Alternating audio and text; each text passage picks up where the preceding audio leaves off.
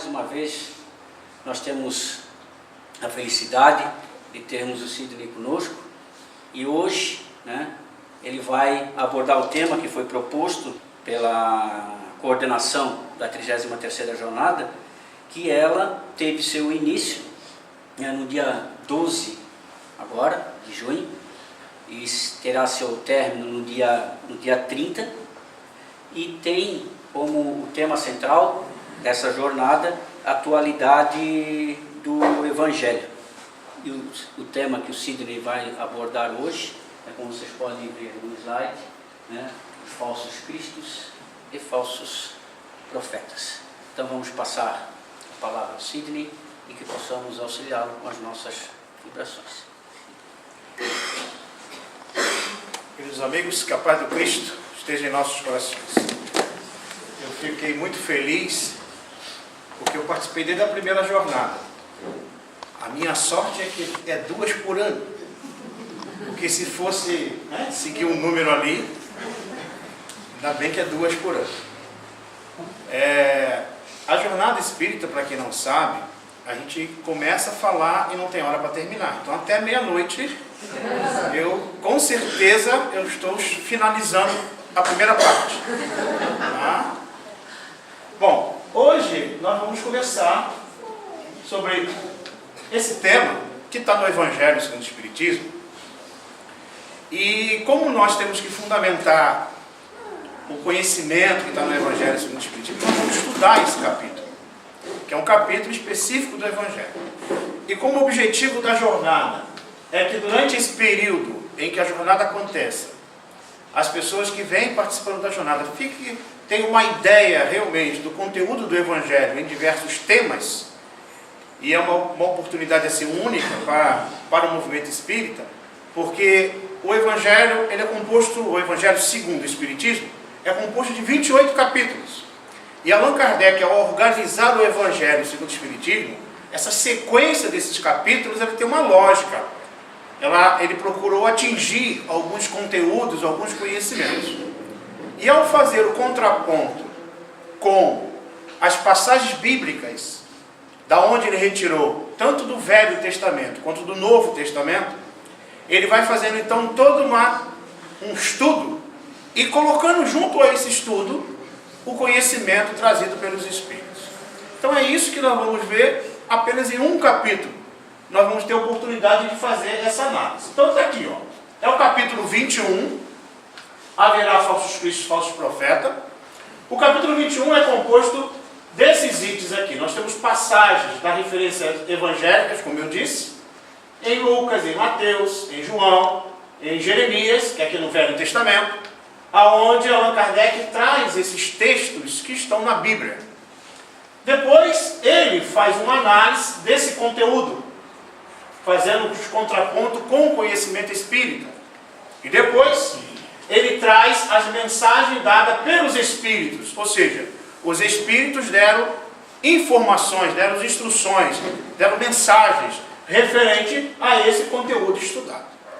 Então, o Evangelho segundo o Espiritismo é um livro que realmente tem como objetivo trazer a visão da religiosidade, da visão religiosa do Espiritismo, mas não simplesmente como um ato externo, um comportamento externo, um comportamento gerado por uma proposta religiosa de dogmas, mas uma lógica em que a partir do momento que eu passo a estudar, eu começo a crer na minha relação, eu, criatura, com o Criador, eu passo a ter essa relação de uma forma lógica, de uma forma ideal. Ou seja, eu não aceito simplesmente porque alguém disse. Eu passo a aceitar porque eu passo a compreender como é que o processo funciona. Nesse aspecto em particular, nesse capítulo em particular, Allan Kardec, ele registrou esse capítulo para chamar a atenção principalmente dos espíritas e principalmente dos espíritas praticantes. Porque muitas das vezes, quando nós começamos a conhecer a doutrina espírita, no primeiro momento em que nós entramos na doutrina espírita, a doutrina espírita tem um aspecto muito interessante. No primeiro momento, ela ganha muito em superfície. Ou seja, todo mundo é mais ou menos espírita. Mas não mandando santo. Vai para Umbanda, para Quimbanda, vai para tudo quanto é banda para dar um jeitinho na vida. Né? Por que isso? Porque o conceito espírita ainda não penetrou e eu acabo fazendo uma série de outros comportamentos achando que isso vai resolver o meu problema. Nós conhecemos espíritas, por exemplo, já espírita há muito tempo, mas está lá com a fitinha do Senhor do Bonfim, esperando arrebentar para a vida dele mudar, né? Ele acende vela, ele vai ali, faz aquilo. Ou seja, por que isso acontece?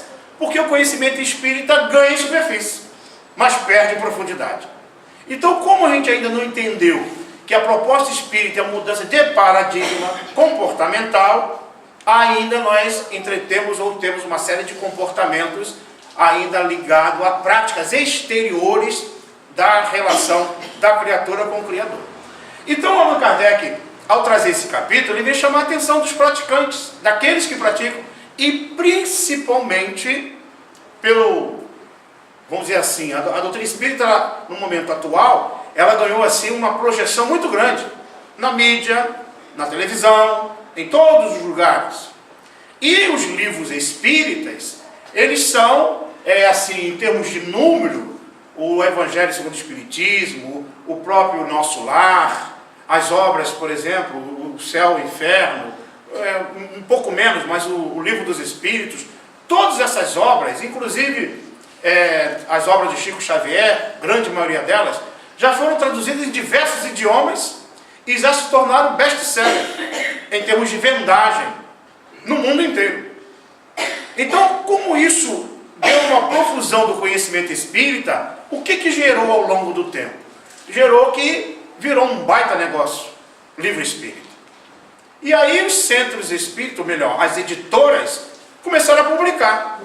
E ao publicar uma série de livros, né, ditos espíritas, isso ganhou, assim, vamos dizer assim, em termos da sociedade, ganhou uma projeção. Hoje até no supermercado vende livro.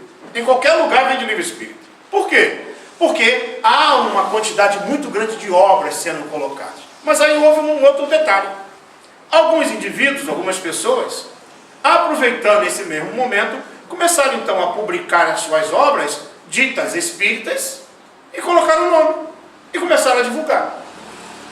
E só que essa divulgação desses conhecimentos, que não tem problema nenhum, a lei não proíbe ninguém a fazer isso, né, a vender, tem a liberdade para isso, né? A nossa própria Constituição dá essa liberdade aos indivíduos a fazerem o que quiserem. Só que aí, o que aconteceu? Como o conhecimento não tem uma base, as pessoas apressadamente levam essas publicações para as pessoas e é um consumo muito grande. A doutrina espírita, principalmente nessas publicações, ela perde em qualidade doutrinária. Ao perder em qualidade doutrinária, o profitente, aquele iniciante, aquele que chega à casa espírita, ao ter contato com uma obra dessa, ele às vezes fica na periferia do conhecimento. Ele fica num conhecimento não profundo do espiritismo, mas num conhecimento muito vago, que aí às vezes não tem a profundidade de base doutrinária. Então o codificador chama a atenção que os espíritos, inclusive os próprios homens desencarnados no mundo espiritual, que não tiveram a oportunidade de escrever as suas obras aqui, ou pelo menos editar o seu livro aqui, ele aproveita um médium que cede o seu psiquismo, que cede a sua mediunidade para escrever obras. E não são obras espíritas, são obras espiritualistas. Então Allan Kardec traz esse capítulo para quê? Para chamar a atenção do profitente, não para criar um índice espírita proibitório, para proibir que as obras sejam vendidas, não é isso não. É para que cada vez mais, quando o grupo, as pessoas que estudam o espiritismo, conhecer o espiritismo correto, vai saber separar o joio do trigo. Vai saber separar esses conhecimentos. Então esse capítulo, ele chama atenção em especial ao médium praticante. Aquele trabalhador espírita que pratica a doutrina espírita. Então por isso que nós vamos trabalhar alguns conceitos. Aí Allan Kardec vai colocar falsos profetas. Como conhecê-los? Como é que se pode identificar os falsos profetas? Lembrando que em Jeremias, que está lá no Velho Testamento, ele falava, à época de Jesus, ou melhor, antes mesmo de Jesus, falava dos falsos profetas. Os profetas nada mais são do que na época de Jesus, até antes mesmo do Cristo. Já no Velho Testamento nós vamos encontrar vários profetas. São aqueles que adivinhavam o futuro, relatavam a respeito de algum acontecimento, nada mais são do que médiuns, intermediários do plano espiritual. Só que muitos se passavam por falsos. Por quê? Para poder chamar a atenção para ele, como acontece hoje. Tem pessoas que não têm mediunidade, e aí você encontra ela, ela diz assim, ainda mais quando a gente vai naqueles locais, onde as pessoas que não têm a mediunidade equilibrada, são chamados médium de ponto de ônibus. Vocês já ouviram falar desse tipo de médium? É um médium de ponto de ônibus. Ele olha para você e diz aí, está carregado. Eu estou vendo 10 do teu lado. Pronto, aí a pessoa já não dorme mais em casa, né? Então esses tipos de mediunidade sempre aconteceram, em toda a época. Na época do Cristo mesmo, ou até no Velho Testamento, antes de Jesus, as pessoas iam consultar os médiuns, as pitonisas, para saberem se ia casar, por exemplo. Hoje acontece igualzinho, né? Saber se vai ganhar na loto, ou se vai ter a casa própria, se a vida vai mudar. Era isso que era perguntado aos espíritos. Eles iam lá nas pitonisas, que nada mais são do que um médium, naquelas épocas, no Egito e tudo mais. E aí perguntavam essas coisas. Hoje acontece a mesma coisa. Tem pessoas às vezes que vêm falar comigo, né, no atendimento fraterno, na nossa casa, e ela fala, e aí, Sidney, eu queria saber como é que está a minha vida. Eu falei, não estou vendo nada. Né? Tu está vendo algum espírito? Eu falei, estou vendo você encarnado e eu também estou encarnado. Né? Porque há uma credulidade que se cria em volta, né, da mediunidade. Então ficamos com aquela coisa assim. O que se propõe no estudo da doutrina espírita é desmistificar. Então, como isso sempre aconteceu, os profetas, desde aquela época, já eram alertados para se tomar cuidado em qualquer tipo de revelação. Até porque o próprio Moisés, está lá no Velho Testamento, ele proibiu a consulta aos mortos. Ele proibiu a consulta aos adivinhos. Por quê? Porque as pessoas se utilizavam disso, como se utiliza hoje, para coisas corriqueiras, para ter dificuldade. Então, por isso que precisamos tentar reconhecer, tanto naquela época como agora. Então, como reconhecer? Conhece a árvore pelo fruto. Essa é uma linha de raciocínio que funciona. Se você quer conhecer aquela árvore, saber se aquele médium, ou aquela casa espírita, ou aquele grupo na qual eu estou indo lá, realmente ele tem valor, é pelos frutos.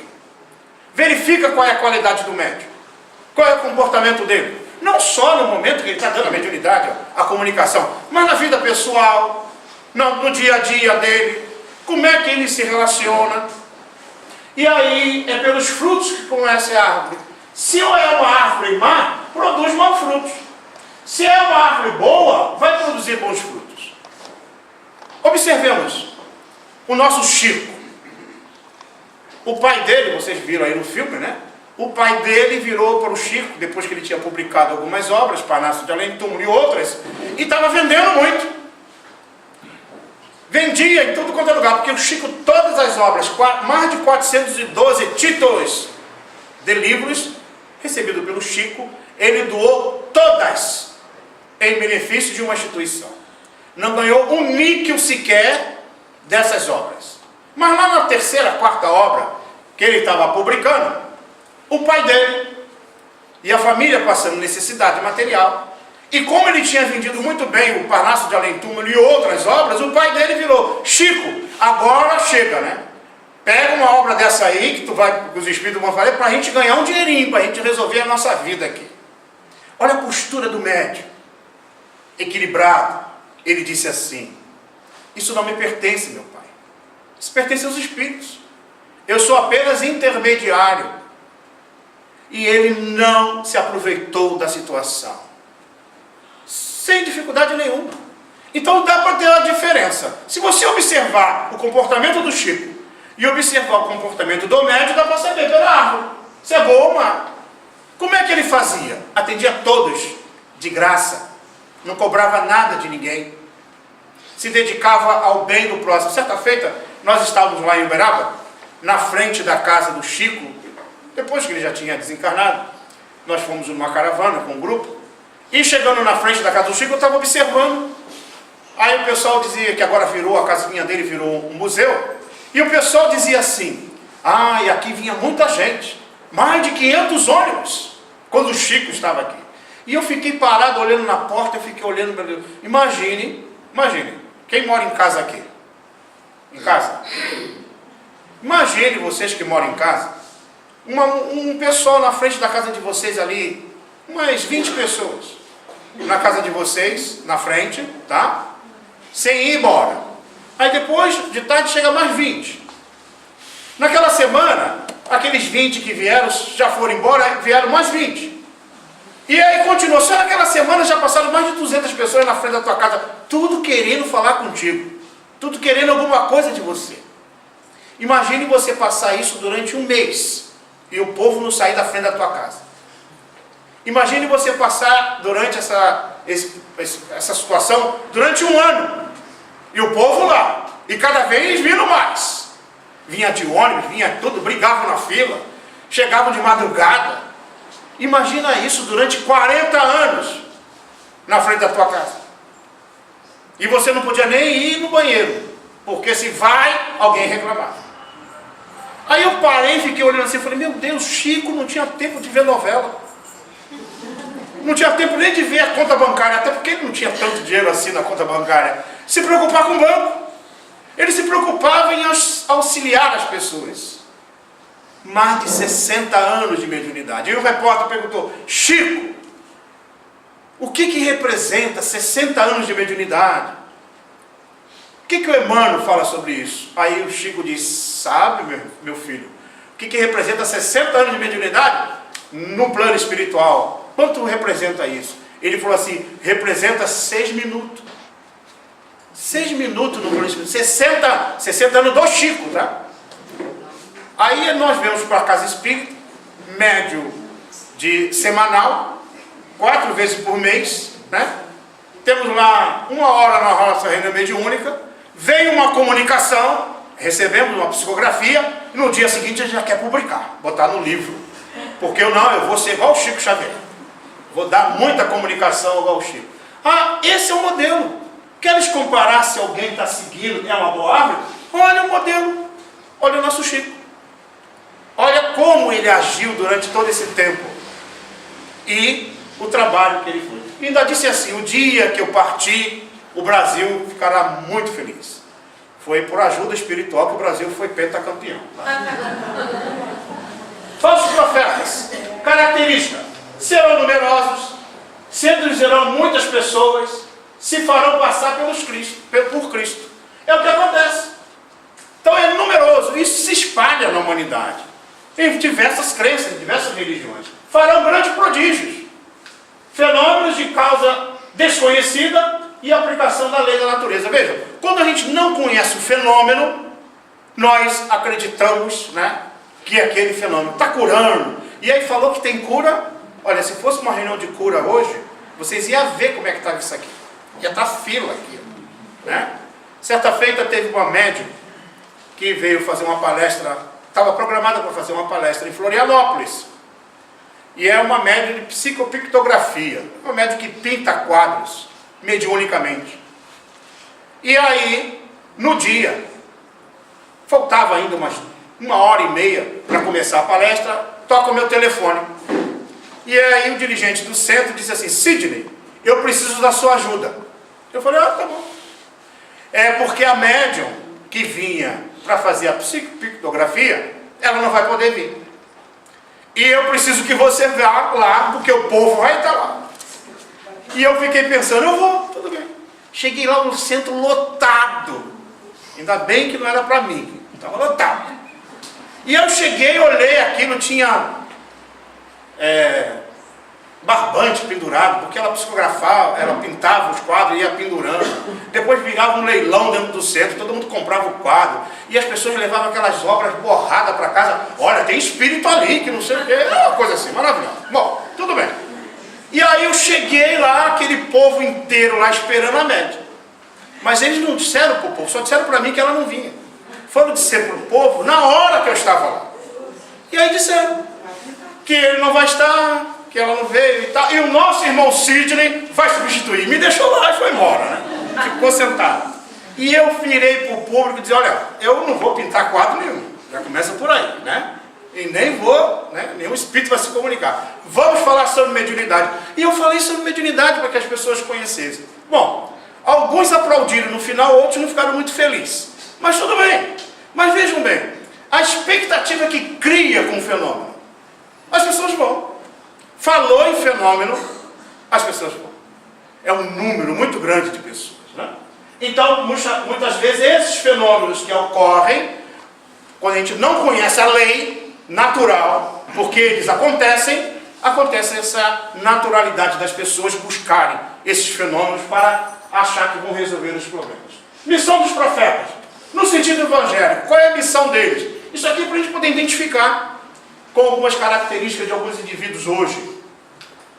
Instruir os homens, a missão dele, revelar as coisas ocultas, revelar os mistérios da vida espiritual. Então, o médium que tem uma missão, que tem um trabalho, ele tem essa perspectiva de revelar essas questões. No sentido da tradição, adivinhar o futuro por intuição, por revelação. Muitas das vezes, essa situação de revelar o futuro.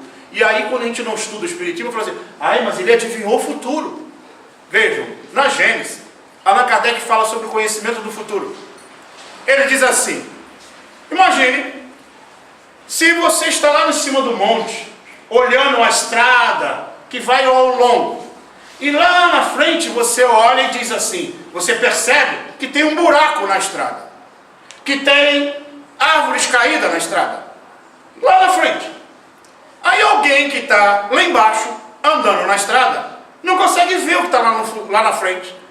Como eu estou lá em cima do monte, eu digo para ela, olha, lá na frente vai ter uma árvore caída, vai ter um buraco. Para ela é futuro, mas para mim não. Eu estou vendo.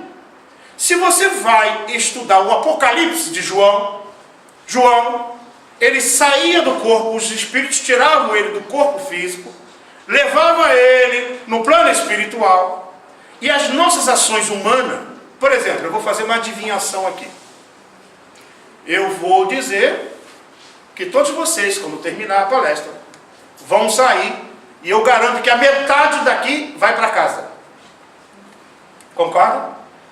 Talvez alguns não vão, mas eu estou dizendo o futuro, por uma dedução lógica. Então, muitas das vezes, se toma como algo de fenômeno, algo que aquele médium ou aquela pessoa percebe de uma forma clara. E é o que acontecia com João. Ele saía do corpo, olhava em termos de evolução da humanidade, o que poderia estar acontecendo no futuro da humanidade, retornava ao corpo e não sabia como descrever. E ele então criou imagens. E aí falava lá da besta do Apocalipse, ele fala lá do tigre, ele fala do leão, ele fala de tudo, falando das nações que surgiam ao longo do tempo, que é um processo natural. Mas a percepção dele era como? Lá de cima do monte, presente. Para ele é presente.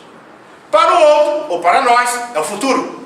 Então, muitas das vezes, sem entender o porquê que esses fenômenos ocorrem, nós consideramos eles um adivinhos, ou colocamos demasiadamente na mão dessas pessoas um conhecimento fora do comum. Isso é natural, isso é dentro da lei da natureza. Aqui, ó, origem dos prodígios, explorado pelos falsos profetas. Origem em conhecimentos adquiridos. Semana agora eu passei na Americana, e vale a pena comprar, eu comprei os 10 mandamentos que Moisés, né, são 3 horas de filme, ela foi remasterizada, então, o filme está muito bom agora. E vale a pena comprar. E eu comprei, estava assistindo os 10 mandamentos, e aí mostrando como é que o Moisés, um iniciador egípcio, que conhecia muito bem manipular os fluidos, produzir fenômenos, como ele produzia os fenômenos para poder tirar o povo do Egito. Ele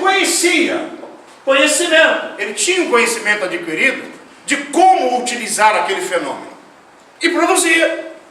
Não tinha nada de mirabolante. Simplesmente ele conhecia as leis que poderiam produzir. Aquele momento que o Mar Morto abre, é um momento em que ele conhecia, como ele era iniciado egípcio, ele conhecia perfeitamente, principalmente porque os iniciados, à época do Egito, conheciam toda a estrutura geológica do planeta e as modificações que aconteceria no solo, ele sabia, ele conhecia que em um dado momento, pelos cálculos feitos, que aconteceria aquele fenômeno das águas, elas irem para um lado para o outro. Dias depois, que o faraó percebeu que ele perdeu a mão escrava, ele mandou a tropa ir atrás do povo. E quando a tropa foi o momento que as águas retornaram para o lugar.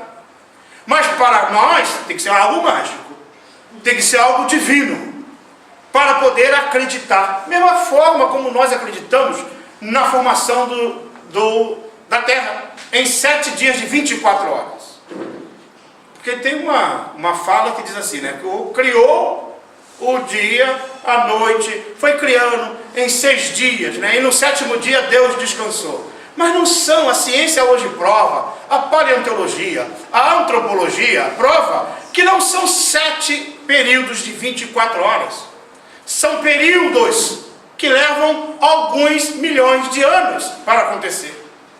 E principalmente o aparecimento do homem, que surge no período quaternário.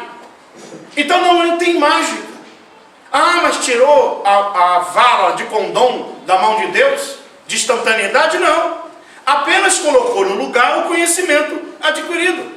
Então quando você conhece a fonte, a maneira como produz, deixa de ter o sobrenatural. E é esse que é a proposta do Espiritismo. Mostrar que tudo é natural, está dentro da lei da natureza. Quando se estuda, se verifica. Sodoma e Gomorra, por exemplo, que acontecem as explosões, acontece até hoje naquela região. Devido o próprio petróleo, né, surgirem com muita facilidade naquela região. Por isso que dá muita guerra, Irã, Iraque, aquelas regiões todas lá. Porque é muito fácil extrair o petróleo, não é igual o Brasil que tem que furar e quase chegar lá no Japão, que acho que está lá embaixo, né? Para pegar o petróleo deles e bota para cá. Não, lá é com muita facilidade. Então o processo de acontecer esses combustões naturais nessas regiões acontecia. E aconteceu na época de Sodoma e Gomorra. Mas a gente não conhece, e a gente não conhece a lei, a ciência, a gente considera como verdade muitos fatos ditos. Por isso que o conhecimento é importante. Só que esses conhecimentos é ambos acessível aos dignos e aos indignos. A pessoa que é digna vai revelar com cuidado. E os indignos vão inventar muita coisa para aproveitar da credibilidade das pessoas. É geralmente o que acontece. A origem da faculdade de orgânicas especiais, simples aplicações das leis naturais, lei conhecida da ciência, leis ainda desconhecidas da ciência. Então a ciência, só para vocês terem uma ideia, nós ficamos durante 11 séculos acreditando que o nosso Sol, ele era apagado todo dia à tarde. Apagava, e no dia seguinte tinha uma turma lá que ia lá, acendia de novo. E tinha lá um elefante imenso, alguns elefantes imensos, que puxavam o carro do dia, até o outro dia. Por isso que se passou a ideia de firmamento. Por isso que a igreja não queria que o povo acreditasse diferente. E aí foi lá para o Galileu Galilei. A Terra não gira em torno do Sol. A Terra é o centro do universo. E ele foi a ser queimado. E aí ele disse, não, tá, realmente, tudo gira em torno da Terra. A Terra é o centro de tudo. Mas que gira. Né? Falou baixinho, mas que gira. Mas por que isso acontece? Ficamos 11 séculos acreditando. Nicolau Copérnico e outros estudiosos, depois foram verificando que não é bem assim. E hoje nós descobrimos que não só o movimento de rotação, de translação que acontece na nossa Terra, acontecem movimentos outros do nosso Sol, que é uma estrela de quinta grandeza, girar em torno de outros astros, maiores ainda. A nossa Via Láctea, com mais de 200 bilhões de sóis, gira em torno de outros centros maiores ainda, os quasares. Então, quando o conhecimento é adquirido, vamos perceber que aquilo que nós ficávamos acreditando o tempo todo, deixa de ser aquela verdade, que é o momento atual. E a ciência vai descobrindo esses conhecimentos. Então, muitas das vezes, indivíduos que ao perceber esses conhecimentos, passavam isso e ficavam como se fossem profetas, prodígios, né? tem o Espiritismo. O Espiritismo não opera milagres. E tem muita gente que, ai não, mas não opera, então não, queria ir lá para o Espiritismo. Porque não tem milagre na doutrina espírita. Nós somos espíritos imortais. Cada um aqui em particular tem como um resultado, na sua existência, um resultado de vidas anteriores.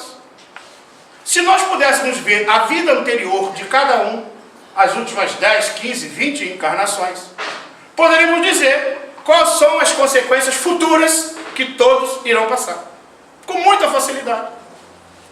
Basta saber, porque se nós fizermos algo, existem as consequências naturais. Então o Espiritismo não tem milagres. Não existe esse fenômeno do milagre.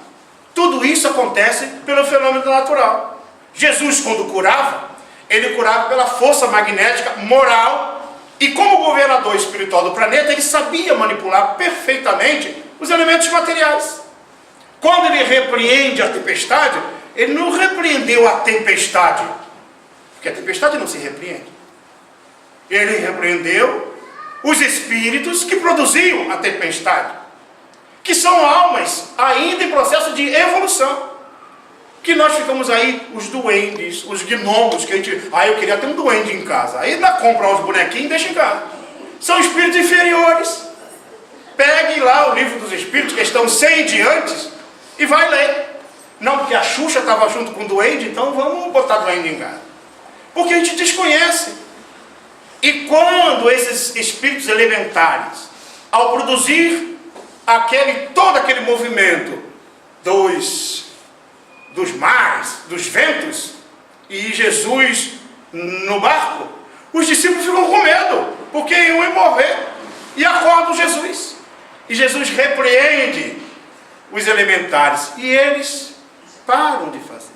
Certa feita, eu servi a Polícia do Exército lá no Rio, e antes de sair, o Divaldo Pereira Franco, o comandante do batalhão, convidou o Divaldo Pereira Franco para dar uma palestra lá na Polícia do Exército. A Polícia do Exército, para quem não sabe, era na Barão de Mesquita 425. Era considerado, no período da Revolução, e principalmente depois, a Casa do Terror. Devido à grande Revolução, os processos do boicote, essas coisas. Eu não vou falar sobre isso. Mas o fenômeno em si. E Divaldo Pereira Franco foi convidado a fazer palestra lá.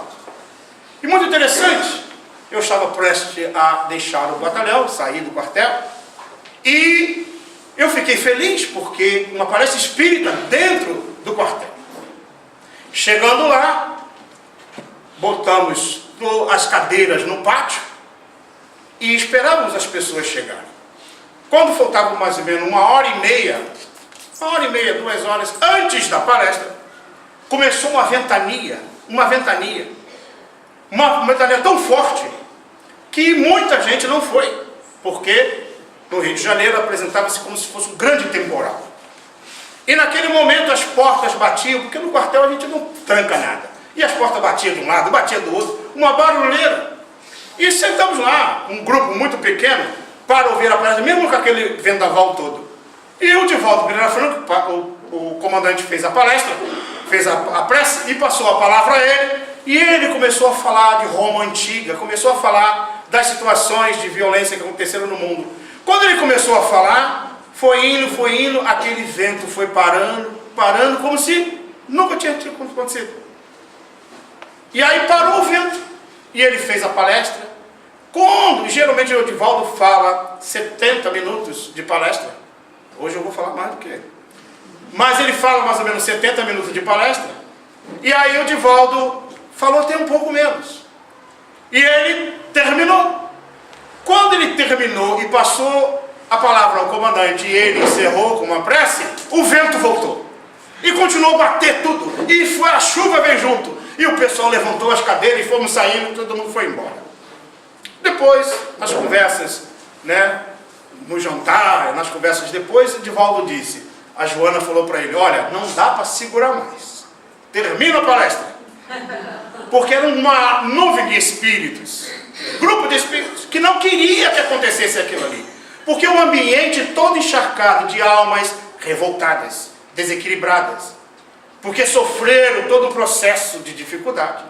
Não queriam que acontecesse aquele fenômeno ali, porque ali, naquele momento, naquela palestra, foram retirados muitos espíritos presos naqueles locais. Mas se alguém me conta isso, eu não acredito. Mas eu estava lá, enfim. Eu presenciei. E dá para perceber, então, como é que Jesus, lá na barca, repreendeu os elementares. Repreendeu os espíritos que produzem os fenômenos da natureza. Está lá no livro dos Espíritos, missão dos Espíritos. E muitos de nós já tivemos lá também, tá? Produzindo tumulto. Por isso que hoje a gente faz um tumulto diferente. Mas na época a gente também fazia terremoto, maremoto, essas coisas todas, né? Porque nós somos espíritos em processo de evolução. Então quando eu conheço isso, o que acontece? É milagre? Não, é natural. É uma percepção natural que eu passo a adquirir.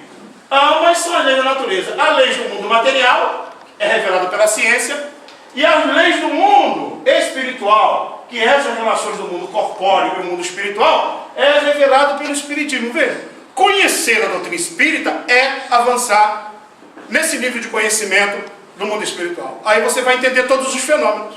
Aí você vai entender por que Jesus, ao tocar no leproso, ele fazia que o corpo físico, a matéria que estava em destruição, em processo de destruição, ela se recompunha. Processo magnético. Ele fazia que o leproso, que tinha feridas, voltasse a ter de novo o tecido recomposto. Força magnética. Hoje, se nós não fôssemos tão desequilibrados mentalmente, a gente conseguiria fazer a mesma coisa. É que nosso pensamento é assim, ó. A gente, como diz Buda, né? O pensamento é um macaco louco, que fica pulando lugar e lugar na área da razão. Então a gente está aqui, aí depois lembra, será que eu desliguei a panela no fogo? Não, não desliguei. Aí volta para cá. Aí daqui a pouco vai de novo. Será que eu tranquei meu carro? Aí não tranquei não. Tem metade agora vai querer levantar para ver o carro. E aí a gente fica nisso. Então nós não concentramos. Na hora do Pai Nosso é assim, Pai Nosso está no céu, mas eu paguei a conta, não paguei. Não, paguei. Aí volta, quer dizer, não consegue. A mente não consegue. E como a gente não consegue a concentração, a gente não consegue resultado. Certa feita, quando eu falei disso numa palestra, quando terminei, passei entre as pessoas para ir embora, aí uma senhora falou assim, me segurou pelo braço, me ajuda a cuidar do meu macaco louco. Eu falei, não tem jeito, tem que ser conquistado com muito carinho, com muito amor. Agora não adianta ficar lá fazendo, que vai pegar o macaco louco, não pega não. Porque a gente acha que fazer meditação transcendental é isso. A meditação melhor é a convivência com o outro, no caminho, porque aí você se conhece o outro e vai se modificando. Então é preciso que eu conheça o fenômeno. E a partir do momento que eu conheço como é que funciona, eu vou. Então, como eu não tenho capacidade de manter um pensamento reto, equilibrado, durante um período muito longo, a minha capacidade de ajuda, de produção é muito pequena. Então, nós poderíamos curar as pessoas simplesmente pelo olhar. Mas por que a gente não faz isso? Porque a nossa dispersão energética é muito grande. A gente poderia ajudar as pessoas simplesmente com uma boa palavra. Por que a gente não consegue fazer isso? Porque nós temos uma série de más palavras incrustadas em nós pelo processo natural da nossa existência. Então a nossa camada energética em termos de evolução e de ajuda ainda é deletéria. Por isso que nós temos dificuldade. Aí depois a gente tem que passar no umbral. E tem um povo que não gosta, né?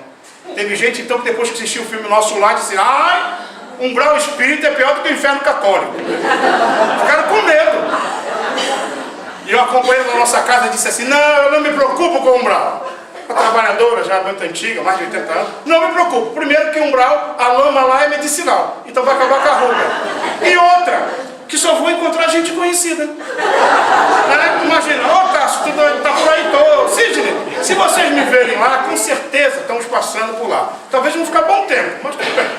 Mas o que acontece? O que é o resultado do umbral? É o resultado de quê? Dos pensamentos desequilibrados. Mas eu não quero passar por um umbral. Melhora o pensamento. Melhora a fala, a conversa, né? Melhora a postura, a vida íntima. Porque mesmo assim vai passar por lá, não tem jeito. Essa passagem por lá é obrigatória. Uns vão ficar 8 anos, como André Luiz, outro 8 meses, outro 1 semana, outros 8 séculos.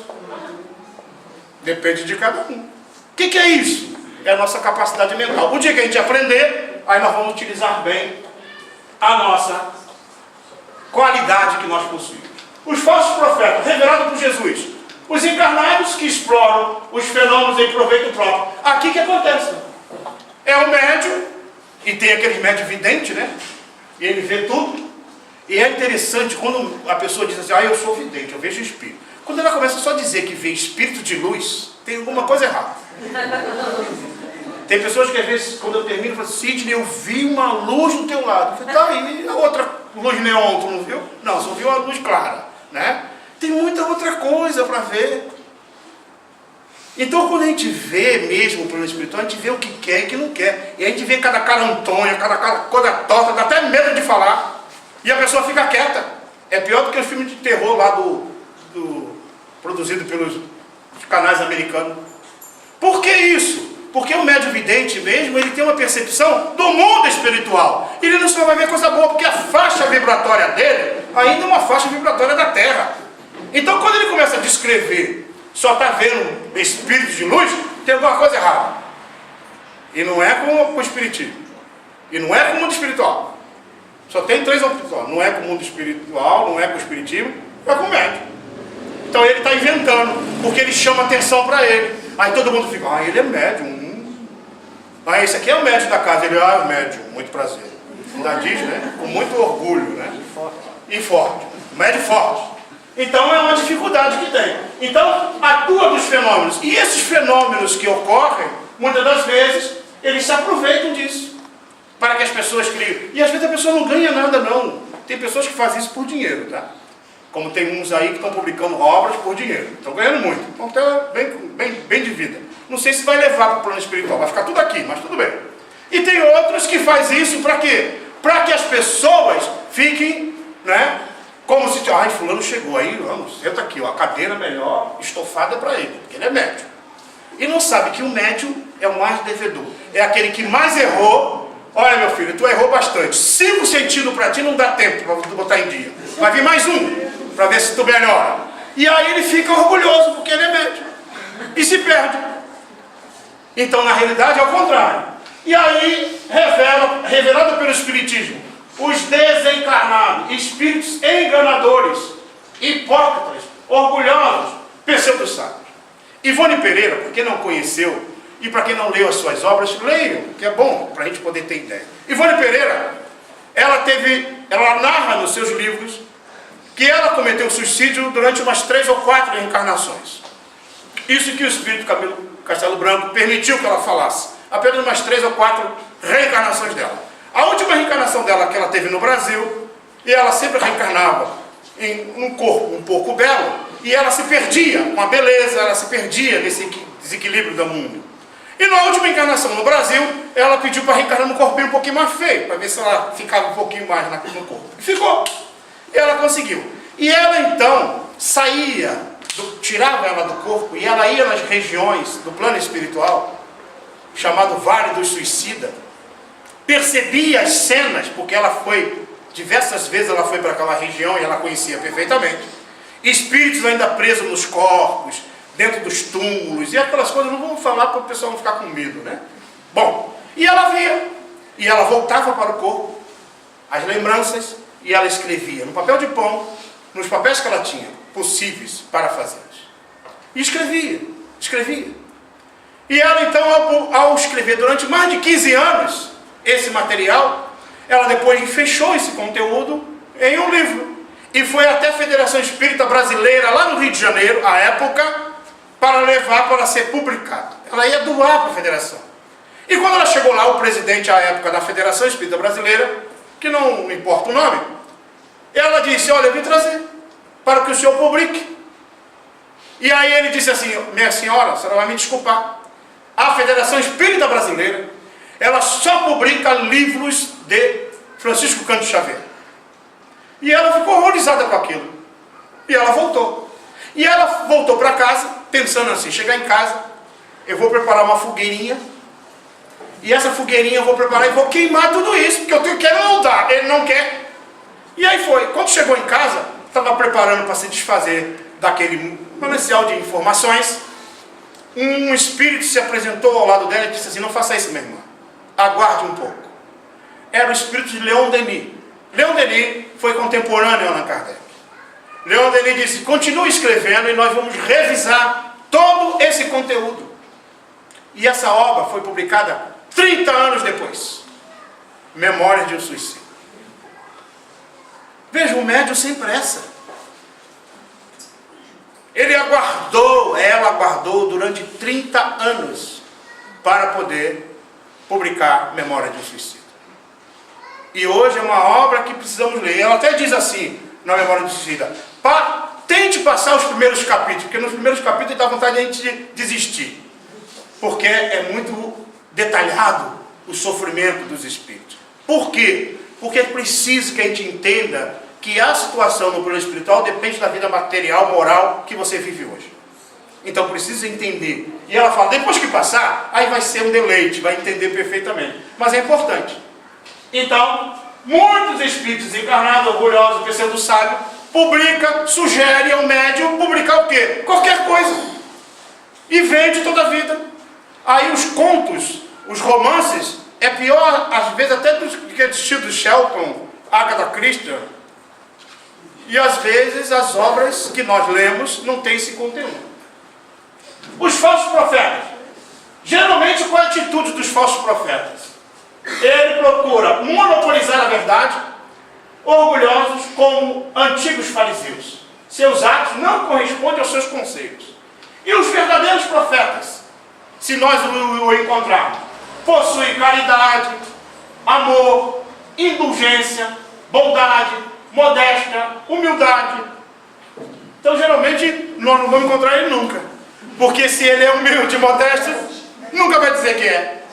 E aí o pessoal dizia para o Chico, pessoas chegavam do lado do Chico, problemas sérios de gastrite, problemas sérios de doenças diversas, e o Chico conversava, o Chico pegava um cafezinho, dava para um, dava para outro, e a pessoa depois falava assim, ai Chico, eu ficando aqui do teu lado, olha, eu fiquei curada, Chico. Chico, você é médico de cura? Não, minha irmã, isso aí foi Jesus, chegou a tua hora, minha filha. Chegou a tua hora de Deus te liberar da tua dor. Ele é um médico de cura, imagina. Ele só com a psicografia, já aconteceu o que aconteceu, imagine se fosse médico de cura, todo mundo queria pedacinho do Chico até hoje. Porque a capacidade mediúnica desse espírito, ele foi desenvolvendo pela humildade, pela modéstia, pela bondade, pelo amor que ele tinha ao semelhante. Certa feita, Divaldo Pereira, nós estávamos lá num congresso espírita, terceiro congresso espírita brasileiro, quando foi feito os 100 anos, a homenagem aos 100 anos ao Chico Xavier, e Divaldo Pereira Franco estava lá falando, e várias pessoas falaram do Chico, e ele, Divaldo, narra que, quando muito jovem, ele foi a Uberaba conhecer o Chico, e ele vendo o Chico na casa, ele viu que o Chico saiu de dentro de casa, saiu na porta da cozinha, e foi, e tinha umas roseiras, e o Chico começou a conversar com as roseiras. E Divaldo disse que olhou do lado e falou assim, o Chico já está ficando meio tantão, né? Conversando com a planta. E conversava com uma rosa, conversava com a outra, e conversava. Tudo bem, passou o tempo, Divaldo não falou nada, Divaldo só pensou, foi embora. Passaram-se os anos, mais de 20 anos depois, diz Divaldo, retorna ele em Uberaba, palestra pública, num grande local. E Divaldo narra as experiências dos cientistas em perceber a influência que tem a música, que tem o som, a palavra, o pensamento sobre os objetos e sobre as plantas. E começa a narrar as experiências de alguns cientistas. Chico sentado ao lado, ele ouviu, fez a palestra. Depois que ele terminou a palestra, ele sentou ao lado do Chico. E o Chico tocou nele e falou assim, meu filho, elas ouvem, né, meu filho? 20 anos depois. Ele não chamou atenção, ele só aguardou que o companheiro que estava iniciando pudesse adquirir experiência com a vida, para poder entender. Nosso próprio querido Chico, mas não Francisco Cândido Xavier, mas Francisco de Assis, ele falava irmão Sol, irmão Lua, ele conversava com a natureza, porque tudo isso é divino. Então, quando se conhece realmente com bondade, com amor, você vê mais além. E os verdadeiros profetas vão ter essas características. São escolhidos por Deus e alguns para cumprir missão, importante, Deus escolhe, e escolhidos são superiores em inteligência e em moralidade. Geralmente essas almas têm uma característica diferente daquelas que estão no processo de evolução.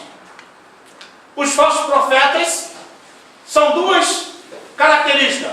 Dão-se nomes respeitáveis, semeia a desunião, ou seja, os falsos, tá? Semeia a desunião, impele a grupos ao isolamento. Então começa muitas ideias contrárias à doutrina espírita.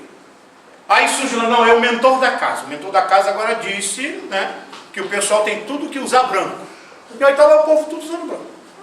E aí quando entra na porta tem que bater 2 vezes o pé. E o povo está batendo o pé. Ah, porque tem que fazer isso, fazer aquilo. Então, geralmente são grupos que dizem assim, ah, não convida aquele palestrante não, porque ele vai falar coisa aqui. Justamente porque ele vai falar, chamar a atenção. E o espírito não quer. Aí diz que é mentor espiritual. Por quê? Porque ele está semeando a desunião, impele o grupo ao isolamento. Realmente, não, você tem muita mediunidade, minha irmã. Você não precisa estar no meio do centro espírita, tu vai receber, dar a comunicação em casa. E está lá a pessoa, a madrugada inteira psicografando. Um desequilíbrio total da mediunidade dela. Com as suas teorias, o que fazer? Então, se eles dão nome respeitado numa comunicação, o que fazer? Passá-las pelo crivo da razão e do bom senso. Se semeia a opinião, submetê-las às massas, antes de pegar aquela ideia que ele trouxe, vê se o grupo concorda com aquela ideia. Se ele pega o grupo ao isolamento, verificá-las em outros grupos, verifica se realmente tem a ver. E desconfiar das comunicações que trazem um caráter de miticismo, que prescreve cerimônias e atos extravagantes. Então começou a botar cerimônia, atos extravagantes na doutrina espírita, não pertence ao espiritismo. Isso é coisa de alguém que, né? Na doutrina espírita tem muito católico aí, muito padre, né, reencarnado, que quer voltar a fazer sua paroquiazinha de novo. Desencarnou, não conseguiu, agora volta pro corpo, né? Reformista, então, a turma do Lutero está cheia. Lutero e Calvino. Eles entram no centro espírita, mal chegou no centro espírita, ele falou assim, não, mas essa tribuna devia estar lá do outro lado. Aí ele quer já trocar a coisa para o outro lado. Porque os reformistas é assim, sempre quer mudar as coisas. Pode ver, o pessoal que adora mudar, faz mudança de móvel em casa todo dia, é da turma do Lutero. Muda para lá, muda para cá, não tá bom, né? Então é dessa turma. Mas tem que reencarnar diversas vezes para ir mudando o psiquismo, trabalhar esses valores e vai mudando. Bom, a prática da mediunidade, o que ela requer? Boa vontade, disciplina, perseverança, estudo, desejo de se melhorar. Então, para que se realmente tenha uma boa prática mediúnica, é preciso ter essas características aqui. Mediunidade mais importante. O que vocês acham? Existe? A do Chico era mais importante? A do Divaldo é mais importante? A da Ivone Pereira? Não existe nenhuma mais do que a outra. Todas são importantes. Benefício da mediunidade. É uma das mais belas oportunidades de progresso e de redenção espiritual. Isso para o médium. E aí é preciso então que a gente entenda que para adquirir essa segurança, eu vou adquirir a partir de quê? Do conhecimento da doutrina espírita, no livro dos médiuns. E olha o que o Kardec coloca no livro dos médiuns. Ele vai falar dos médiuns escreventes ou psicógrafos. Ele vai falar das características desses médiuns. Médium mecânico, médium intuitivo, semimecânico. E aí ele vai dizer o seguinte, quanto à execução, está lá no item 191 do capítulo 16 do livro dos médiuns. Pode ser polígrafos, poliglotas, iletrados, mecânicos, semimecânico, intuitivo. Isso é fenômeno que acontece com os indivíduos. Eles podem ser assim. Divaldo, então, psicografou aqui, ó, espetacular. Ele recebeu essa comunicação em inglês, idioma que ele não domina, escrito de trás para frente, que precisou ler por trás, ou então com o espelho. Ele recebeu essa comunicação. Aí, os médios podem ter pela faculdade, pode ser novatos, improdutivos, feitos ou formados, lacônicos, explícitos, experimentados, maleáveis, exclusivos, para evocação, para ditados espontâneos, que são características de faculdade mediúnica. que nós encontramos descrita detalhadamente no livro dos Médiuns. Eles podem ser festejadores, poéticos, positivos, literários, incorretos, historiadores, científicos, recetistas, religiosos, filósofos, moralistas. São tipos de mediunidade, característica. Agora olha o detalhe, que esse capítulo, muitas vezes, o pessoal, né, que pratica pula. Pode ser calmos, velozes e convulsivos. Mas segundo as qualidades morais, pode ser obsidiado. Então imagina um médium historiador, um médium literário obsidiado. Ele vai escrever livro. Mas qual é o conteúdo que vai ser? E isso está ligado ao quê? À condição moral do médium. A mediunidade é neutra em si mesmo, mas a qualidade moral dele faz que ele produza uma má produção. Fascinado, subjugado, leviano, indiferente, presunçoso. Então, ó, presunçoso. Eu só estou falando, isso aqui é lá em Florianópolis que tem, tá? Aqui eu sei que não tem. Presunçoso. Se acreditam em relação só com os espíritos superiores. Começou a fazer isso, olha a presunção, né? Eles se acham o melhor médium. Orgulhosos, suscetíveis, mercenários, ora, exploram suas faculdades, ambiciosos, de má fé, egoísta, invejoso. Gente, isso está no livro dos médiuns. E ao identificar essas características aqui do médium, aí eu vou saber em relação ao quê? Qual é a comunicação que ele vai dar? Qual é o conteúdo que vai vir através das suas comunicações? E aí nós temos os médiuns sérios, modestos, devotados e seguros. Aí nós temos o nosso Chico, Divaldo, Euridice Bassanufo, Ivone Pereira, Raul Teixeira, que são alguns só para a gente poder ter uma ideia. Que são chamados bons médiuns. E aí a produção literária da doutrina espírita, para que a gente conheça e evite se perder nesse conhecimento, nós temos aí as obras codificadas por Allan Kardec, o Livro dos Espíritos, o Livro dos Médiuns, o Evangelho segundo o Espiritismo, o Céu e o Inferno e a Gênesis. Nós temos a Revista Espírita, outras obras do codificador. Nós temos as obras de Leon Denis. Lembra do Leon Denis que eu falei? É ele, ó. Foi contemporâneo de Allan Kardec. Olha as obras que ele publicou, né? Nós temos ainda Gabriel Delane, que foi aos 8 anos de idade. Gabriel Delane assistia os fenômenos das comunicações na casa de Allan Kardec. Alexandre Delane, pai de Gabriel Delane, e a sua mãe eram médiuns de Allan Kardec. E Gabriel Delane então depois vai escrever A Alma Imortal, Espiritismo sobre a Ciência, Evolução Anímica, Fenômeno Espírita, a Reencarnação. É em Gabriel Delane que a gente vê o fundamento teórico do Espiritismo. Nós temos o outro, Camilo Flammarion, outro também que é contemporâneo de Allan Kardec. São obras que hoje estão na doutrina espírita com segurança doutrinária. Nós temos aí Ernesto Bozano, por exemplo. Vou contar uma experiência de Ernesto Bozano que está nesse livro aqui, ó. Pensamento e Vontade. Só para a gente ter uma ideia e ter vontade de ler.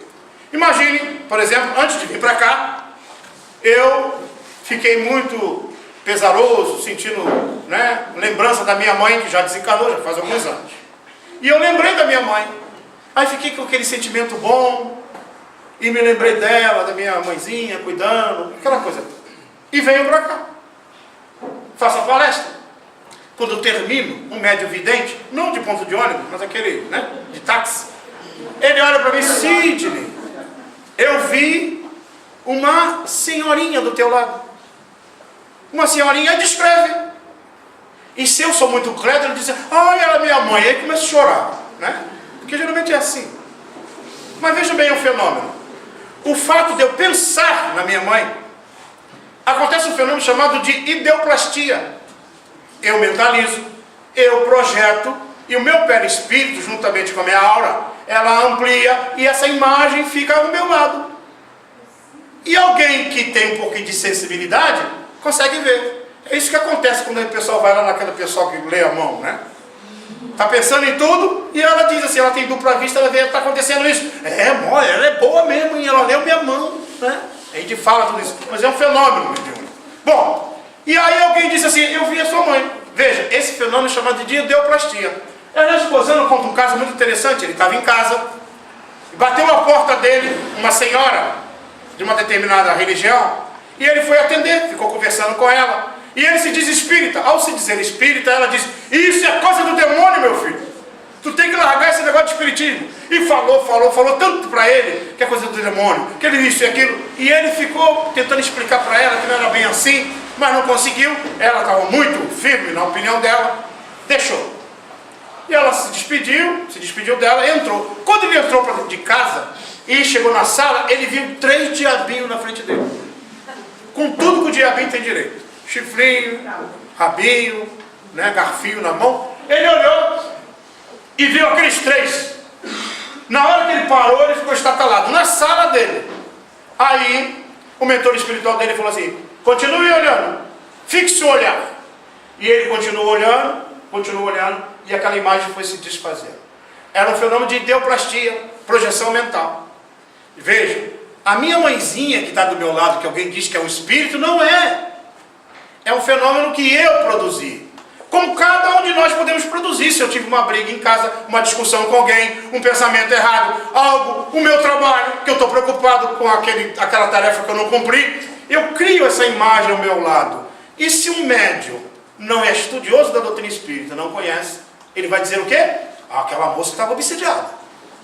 Aquele moço estava com coisa ruim na cabeça dele.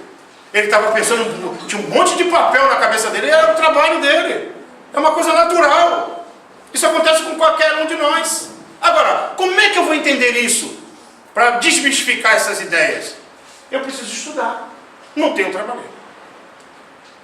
Aí nós temos as obras de Bozano, né? Alexandre Kizakov, só para a gente poder ter uma ideia. Alexandre Kizakov, por exemplo, escreveu sobre animismo, espiritismo, lugares assombrados, os casos de desmaterialização do espírito, todos os fenômenos que vão provar que o espiritismo não tem milagre, que estudam, que são processos naturais. Aí nós temos o William Crookes, por exemplo, isso aqui, ó, um espírito se materializava. Para William Crookes, ele não era espírita, não. E ele então verificava médium, ia para um local, doava o ectoplasma, e o espírito se materializava, conversava com ele, andava no meio das pessoas, e depois ia embora. Se desfazia o material, como é substância do corpo físico da médium, voltava. Aí Gustavo Gelei, e as obras do nosso Chico, né? As obras de André Luiz, que fala do mundo espiritual, a ciência espírita. Várias obras do nosso Chico. Olha os romances de Emmanuel.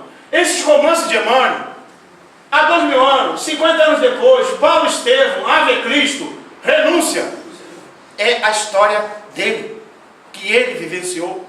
Não é historieta contada, inventada por um autor. É a própria vida dele. O Emmanuel, nesse livro aqui, há 2000 anos, ele diz assim, ele precisou de 2000 anos para trabalhar o orgulho. 2000 anos. E a gente acha que em 5 minutos vai resolver o problema. Não resolve. Por isso que nós temos que reencarnar, para botar no lugar aquilo que a gente tirou. E hoje, gente, não fiquem preocupados com o que eu vou falar agora. Hoje, quando a gente começa a sofrer muito, começa a botar, passar situações difíceis, aquilo, e perde aqui, perde ali, e está sofrendo, e tem que vencer a si mesmo, a gente só está botando no lugar, tá? Ainda não é mérito, não. Aí eu estou sofrendo porque eu vou ser o espírito de luz. Ainda não. Só está botando no lugar o que tirou. Só está devolvendo para o outro aquilo que tu tirou. Então por aí nós vamos aprender. E aí das obras do nosso Emmanuel. Olha só, essa aqui são as obras de Ivone Pereira. Olha a coleção. Se eu começar a ler essas obras todas que eu estou citando aqui, não dá tempo para ler aquelas coisas lá que a gente... Não vou nem falar mais. Zilda Gama, as obras de Victor Hugo, que também são histórias verídicas. Que Victor Hugo, grande dramaturgo francês, ele tem a história verídica analisada numa vida de um grupo de pessoas, troca os personagens, os nomes e escreve. Não são invenções, são história verídica, tem ensinamento moral. As obras de Manuel Filomeno de Miranda no Lago da Obsessão, trazido pelo nosso Divaldo Pereira Franco, né? Então eu adquirindo esse conhecimento da doutrina espírita, vai ser fácil. identificar o médium que tem dificuldade doutrinária, que passa uma informação errada, que ainda não consegue, através do seu conhecimento, adquirir ou passar uma ideia correta. Então, como é que eu posso fazer? Estudando, conhecendo. E eu digo assim, conhecendo um pouquinho isso aí, só ler. Né? Um pouquinho. Vocês viram que eu parei ali, né? Não botei mais. Porque dá para a gente ter uma ideia. Se eu tenho um conhecimento doutrinário, eu fico, né, com certeza, com o conhecimento correto. Muita paz. Que Deus abençoe a todos. Se vocês, nós temos ainda alguns minutinhos, se tiver alguma pergunta para ser feita, com certeza o Tássio vai responder para vocês. Alguma questão, gente?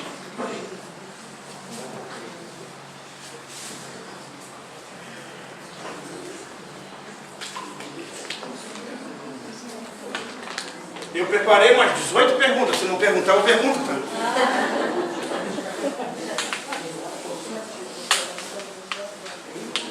Dúvida? Alguma? Então, os verdadeiros profetas hoje, eles vão se destacar pelas qualidades morais dele. Já que não tem pergunta, então eu vou encerrar. Assistindo a esse seminário do nosso querido Chico, lá em Brasília, que foi o centenário dos 100 anos, né? A homenagem aos 100 anos dele, logicamente. E lá todo mundo falava do Chico, como é que o Chico era. Foram vários depoimentos de pessoas que conviveram com o Chico, pessoas simples de Uberaba, que conviveram com ele. E ele então, as pessoas narraram, e no final do seminário, que foi uns 3 dias lá de seminário, eu parei e fiquei meditando. E fiquei, nessa minha meditação, cheguei a uma conclusão.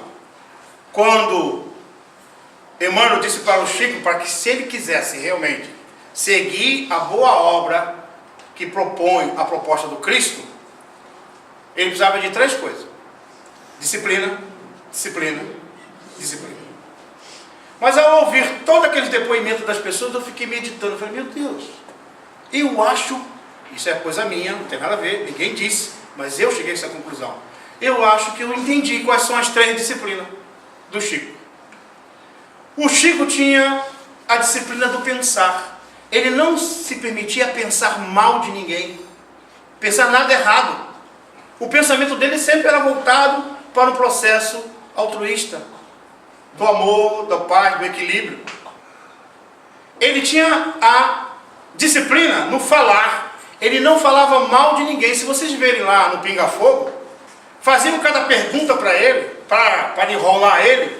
Ele, antes de responder, ele falava assim para quem perguntou: agradeço, nosso ilustre irmão. Ele exaltava o companheiro.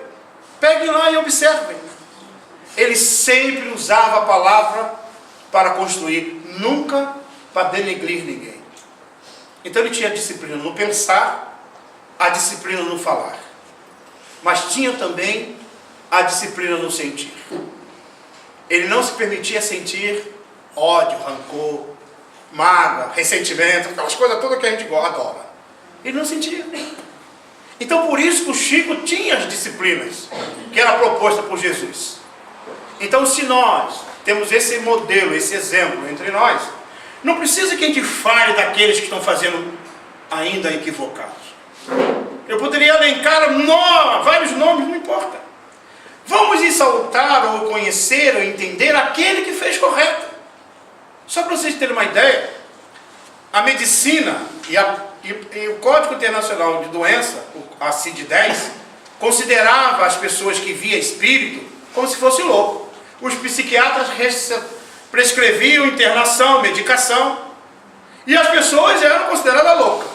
Hoje, a medicina, principalmente o Código Internacional de Doença, diz assim para os psiquiatras: se por acaso um paciente disser que está vendo o avô ou a avó que já morreu, um parente que já foi, considere, porque pode ser verdade.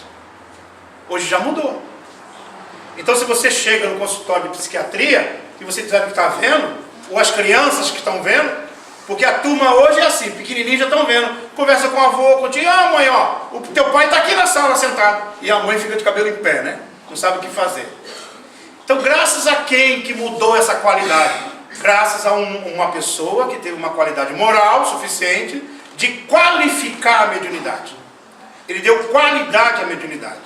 Então, se ele deu qualidade a ela, e ela hoje tem essa qualidade no âmbito do conhecimento humano, aqueles que por acaso ainda estão se perdendo, um dia eles vão chegar lá, um dia eles vão reconhecer, um dia eles vão perceber que não era para ser usado, porque o que é dado de graça deve ser transmitido àqueles que necessitam. Então a doutrina espírita, gente, é uma doutrina de livre exame. E só é possível fazer um bom exame quando nós a conhecemos. Que Deus nos abençoe. Muita paz e obrigado.